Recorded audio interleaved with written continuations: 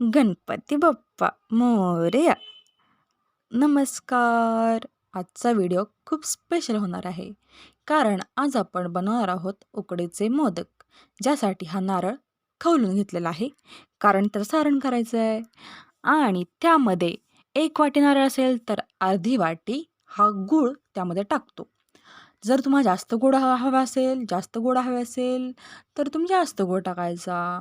आणि त्यानंतर ही 2 चमचे खसखस घ्यायची. खस आणि ती खस भाजून घ्यायची. आणि ती खसखस भाजून घेतल्यानंतर त्याच कढईमध्ये 2 चमचे टाकणार आहोत तूप आणि त्यामध्ये ते सगळं सारण टाकून असं मिक्स करून घ्यायचं बरं का. वितळायला पाहिजे गूळ. आणि ते नंतर ना खसखस, जायफळ आणि हे वेलची पावडर हे तिन्हीचं मिश्रण त्यामध्ये टाकायचं आणि ते 2 मिनिटं हलवून साईडला ठेवून द्यायचं गार व्हायला.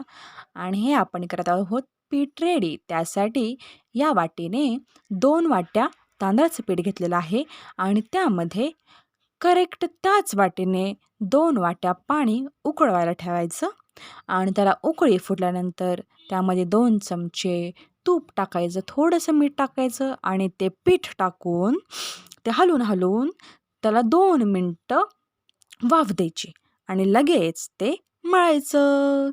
एवढं त्याला मळायचं, एवढं मळायचं, मळ की त्याचं सॉफ्ट डो झाला पाहिजे, एवढं त्याला मळायचं.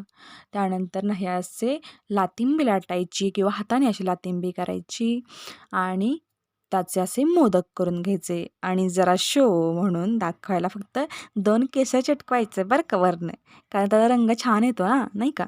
मग हे असे आपण मोदक उकडवायला ठेवलेले आहेत आणि ते एका बंद होईल अशा मोठ्या झाकणाने ते असं झाकून त्याला वाफ द्यायची आणि वाफ दिल्यानंतर हे बघा केवढे मोठे मोदक. किती छान कलर आलाय त्या केसराचा. आणि हे सजावटीसाठी म्हणून आम्ही एका कंटेनरमध्ये असं ठेवतोय, कारण हे ऑर्डरचे मोदक होते त्यासाठी. आणि हे खास तुमच्यासाठी मी असं कापून दाखवलेलं आहे मोदक. हे बघा किती छान त्याचं फिलिंग दिसतंय आणि हा जसा दिसत होता ना त्यापेक्षा उत्तम लागत होता.